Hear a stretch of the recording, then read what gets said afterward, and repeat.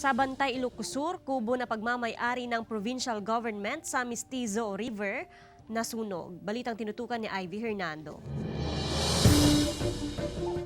Sa cellphone video na kuha ni Buds Rio, halos lamunin na ng apoy ang kubo na ito sa mismong Mestizo River ng Vigan City.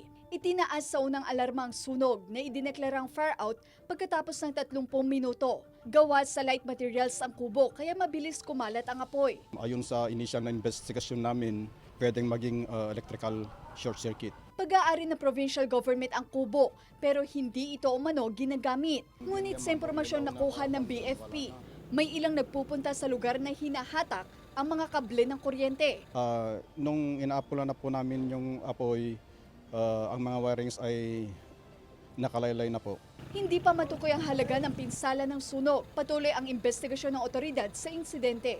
Kasama si Norman Raka, ako sa Ivy Hernando, naghahatid ng Balitang Amianan.